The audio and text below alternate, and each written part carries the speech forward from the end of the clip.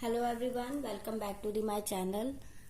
हम कर रहे हैं मैथ 10th क्लास की, जिसमें हम चैप्टर कर रहे हैं 3 दो चर वाले रैखिक समीकरण युग्म।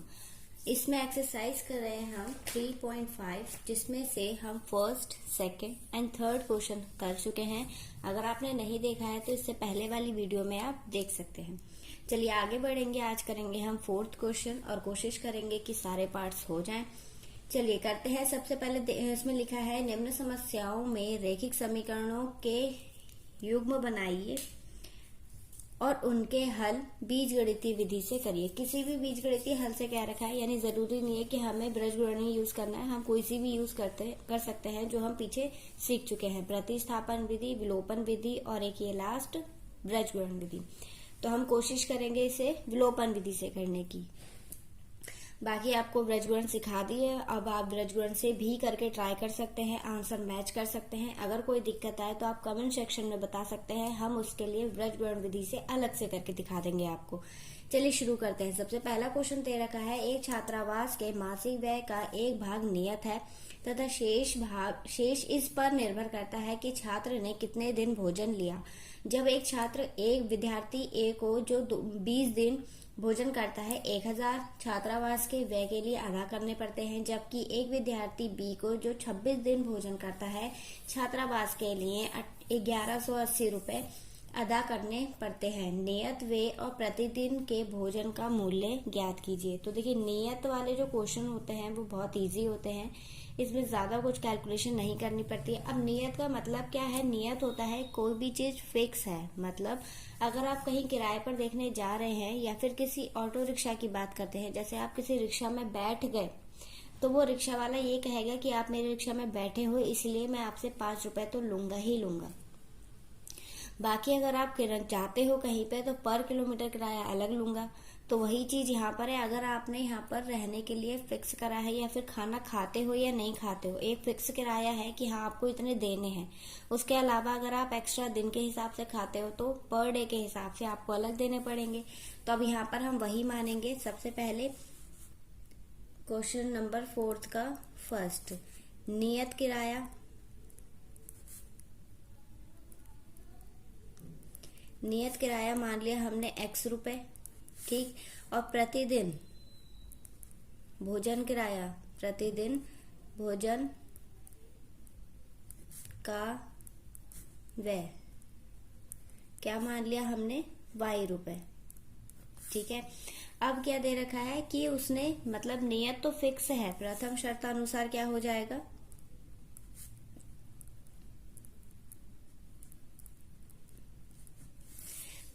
कि एक्स तो फिक्स है, यानी नियत तो उसे देना ही देना है। साथ में भोजन कितने दिन कर रहा है वो? 20 डेज। तो इसमें क्या हो जाएगा? 20 भोजन के लिए कितने रुपए देने पड़ रहे हैं उसे? वाई। टोटल मिला के पहली शर्त के अनुसार उसे 1000 रुपए देने पड़ रहे हैं, ठीक।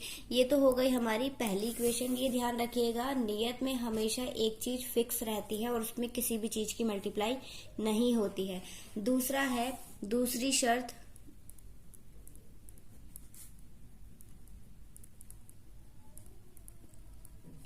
दूसरी शर्त अनुसार कह रहा है कि जो नियत किराया है उसके अतिरिक्त उसने 26 दिन भोजन करा, यानी भोजन 26y हो गया।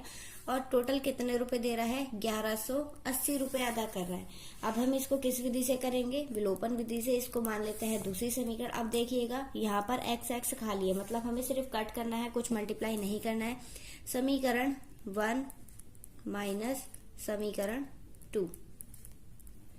माइनस क्यों कर रहे हैं? क्योंकि दोनों प्लस है, हमें कट करने के लिए एक प्लस और एक माइनस में चाहिए होता है, बस इसीलिए हम क्या कर रहे हैं, समीकरण 1 को 2 से माइनस कर रहे हैं। अब देखिएगा यहाँ पर क्या हो जाएगा, x plus 20y is equal to 1000 और x plus 26y is equal to 1180।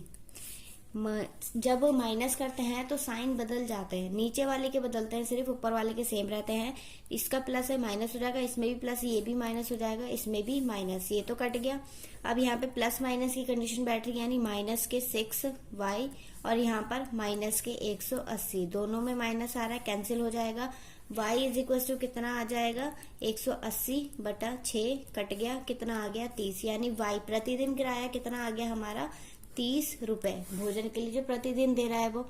अब y का मान किस में रखने पर, y का मान समीकरण 1 में रखने पर, समीकरण 1 क्या आती है हमारी, x + 20y is equal to 1000। ठीक, अब क्या होगा इसमें, y की जगह रख देंगे हम 30, तो x + 20 into 30 is equal to 1000। 3 दूनी 6 कितना हो जाएगा, x + 600 इज इक्वल टू 1000। 600 को जब हम इधर साइड लेके जाएंगे बराबर के, तो वो कैसा हो जाएगा, माइनस का हो जाएगा, ये ध्यान रखिएगा। प्लस इधर जाके माइनस और माइनस इधर जाके प्लस हो जाता है। ये हो गया माइनस के 600 एंड x की वैल्यू कितनी आ गई, 400 रुपए। मतलब वो जिस हॉस्टल में रह रहा था उसके 400 रुपए किराया फिक्स था कि 400 देना ही देना है। लेकिन भैया अगर तुम डेली खाना खा रहे हो तो उसका 3 रुपए दिन के हिसाब, 30 रुपए दिन के हिसाब से आपको देना ही पड़ेगा। चलिए नेक्स्ट क्वेश्चन देखेंगे। नेक्स्ट क्वेश्चन क्या है, देखिए क्वेश्चन दे रखा है, एक भिन्न 1/3 हो जाती है जब उसके अंश में 1 घटाया जाता है, और वे 1/4 हो जाती है जब हर में 8 जोड़ दिया जाता है। तो ये भिन्न ज्ञात करनी है। भिन्न वाले क्वेश्चन भी इजी होते हैं। एक्चुअली इस टाइप में जो क्वेश्चन आएंगे ना, आप सारे के सारे इजी होते हैं, कोई टफ नहीं है। अब देखिएगा, मैं आपके साथ साथ कर रही हूँ, आप एक रजिस्टर लीजिए, पेन लीजिए और मेरे साथ साथ करना शुरू करिए। ठीक है, इससे आपकी प्रैक्टिस भी हो जाएगी और समझ में भी ज्यादा आएगा। तो चलिए करते हैं। सबसे पहले, क्योंकि भिन्न क्या होती है, जिसे हम P/Q के रूप में लिख सकते हैं, वही होती है हमारी भिन्न। अब यहाँ पर मानेंगे, माना अंश बराबर, क्योंकि हमें 2 अल्फाबेट लेने हैं, माना अंश बराबर x एंड हर बराबर y। हर अंश होता है ऊपर वाला, हर होता है इसका नीचे वाला। तो भिन्न क्या बनेगी हमारी, भिन्न बनेगी x/y। तो हमें इस पूरी भिन्न को लेकर चलना है। प्रथम शर्त क्या दे रखी है,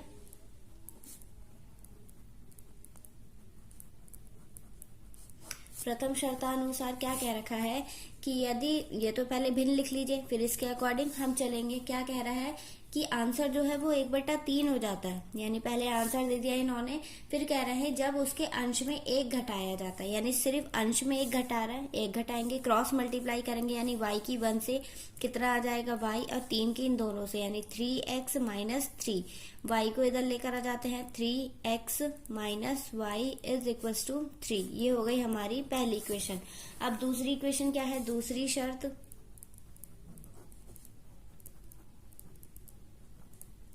दूसरी शर्त अनुसार कह रहा है अंश और हर भिन्न लिख लीजिए पहले आप, फिर कंडीशन पढ़ लेते हैं कि आंसर जो है वो 1/4 हो जाता है। ठीक है, और फिर उसके बाद जब हर में 8 जोड़ दिया जाता है, यानी अब वो किस में जोड़ रहा है, सिर्फ हर में जोड़ रहा है। ठीक है, जिसमें कहेगा सिर्फ आपको उसमें जोड़ना है और किसी में नहीं जोड़ना है। तो यहाँ पर क्रॉस मल्टीप्लाई कर देंगे, 4x यहाँ पर हो जाएगा y + 3 इज, बस ठीक, ये हो गया।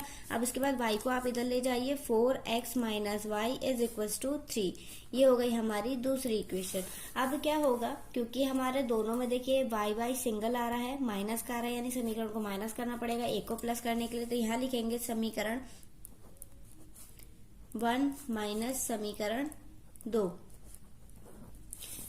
क्या हो जाएगा, समीकरण लिखेंगे तो 3x - y is equal to 3, 4x - y is equal to 3।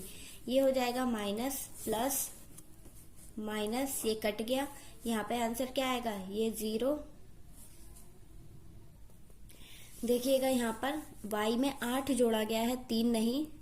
ठीक है, थोड़ा पढ़ने में मिस्टेक हो गया।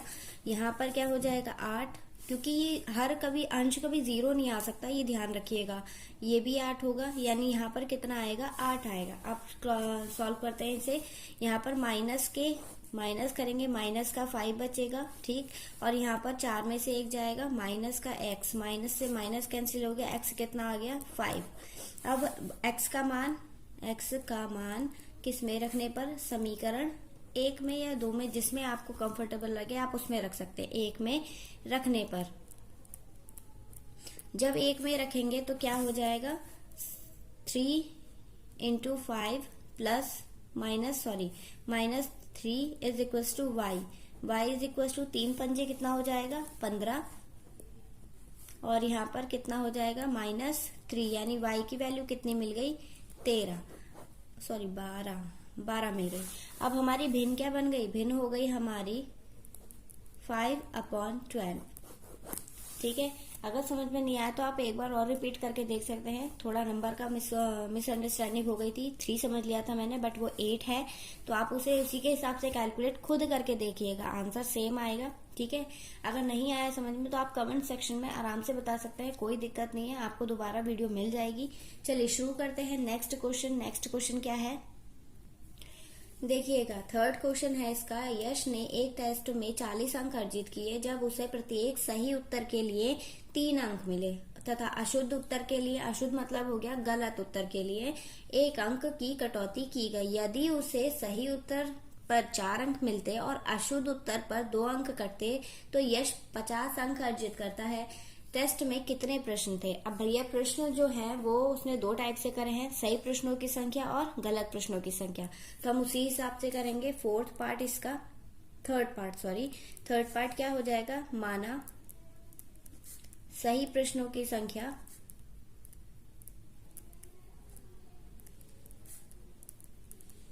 कितनी है x और गलत प्रश्नों की संख्या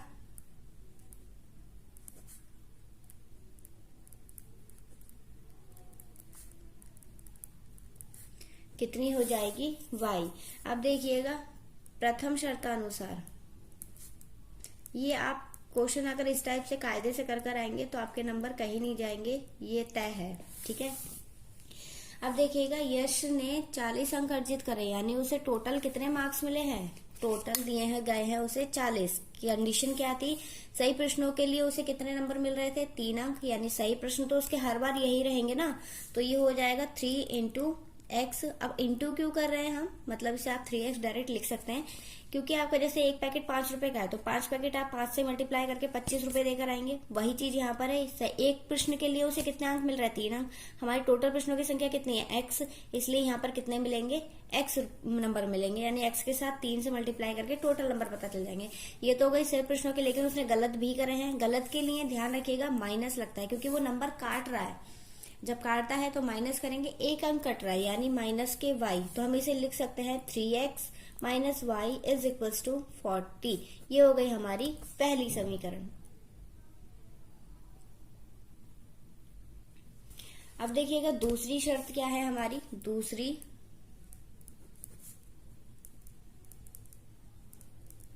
दूसरी शर्त अनुसार क्या रखा है, यदि उसे सही अंक के लिए 4 अंक, सही प्रश्नों के लिए 4 अंक और गलत प्रश्नों के लिए 2 अंक काट लिए जाते, तब उसे टोटल कितने नंबर मिल रहे थे, 50 नंबर।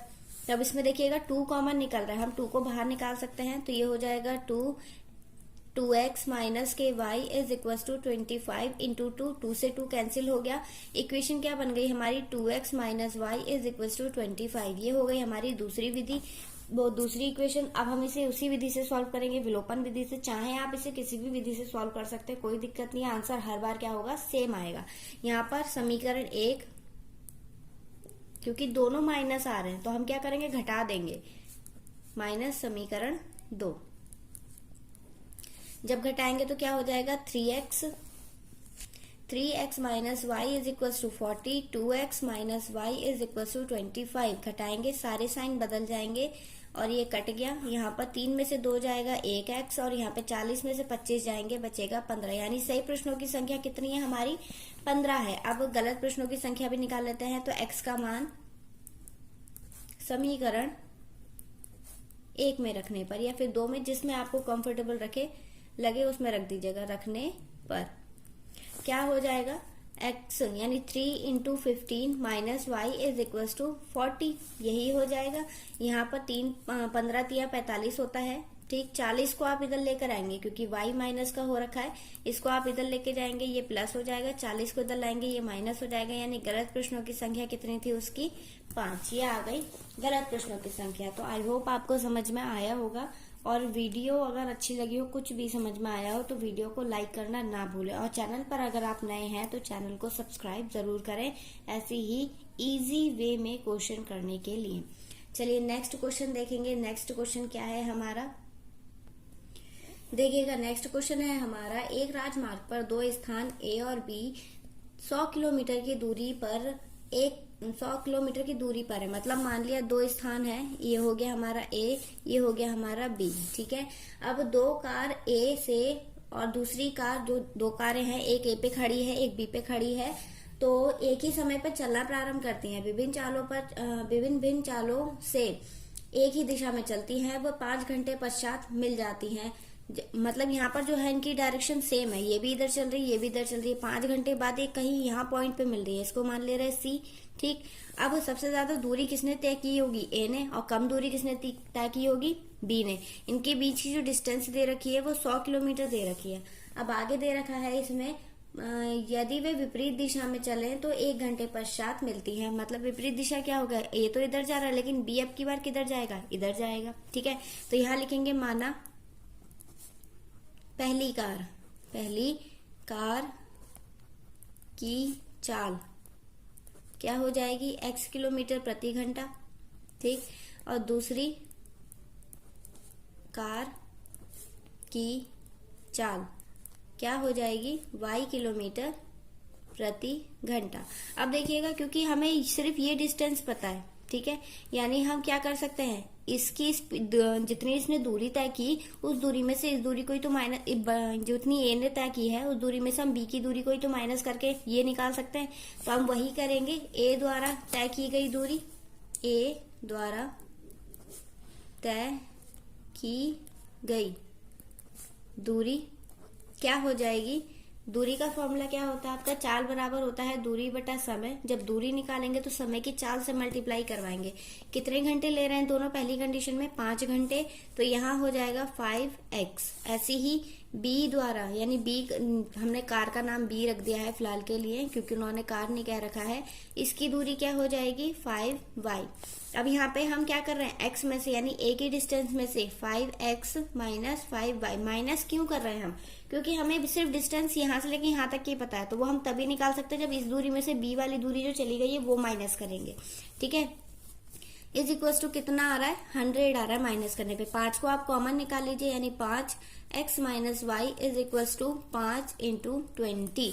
5 से 5 कैंसिल हो जाएगा। ठीक, x minus Y is equal to कितना आ जाएगा? 20। ये हो गई हमारी पहली कंडीशन। अब विपरीत, ये तो सेम डायरेक्शन में था, अब विपरीत डायरेक्शन में क्या होगा? ए द्वारा विपरीत दिशा में यहाँ क्या हो जाएगा? ए द्वारा तय की गई दूरी क्या हो जाएगी? 5 नहीं, अब 1 घंटा लग रहा है, वो तो 5 पहले वाले में लग रहा था, तो ये हो जाएगा x। और बी द्वारा तय की गई दूरी क्या हो जाएगी? y। अब क्योंकि वो क्या कर रहे हैं, यहाँ से विपरीत, यानी यहाँ कहीं पॉइंट पे चल मिलेंगे तो हम इसकी दूरी और इसकी दूरी प्लस करके 100 ला सकते हैं। वही चीज हम यहाँ पे करेंगे। क्या हो जाएगा? x plus Y is equal to 100। ये हो गई हमारी इक्वेशन 2। अब क्योंकि हमें दोनों खाली खाली दिख रहे हैं, y कटने की स्थिति में दिख रहा है, क्योंकि 1 प्लस 1 माइनस है, तो हम समीकरण 1 प्लस समीकरण 2 कर देंगे। जब विपरीत साइन आपको दिख रहे हो सेम अल्फाबेट के, तो आप समीकरण को प्लस कर देंगे। यहाँ हो जाएगा x plus Y is equal to 100 और x minus Y is equal to 20। ये कट गया, यहाँ हो गया 2x।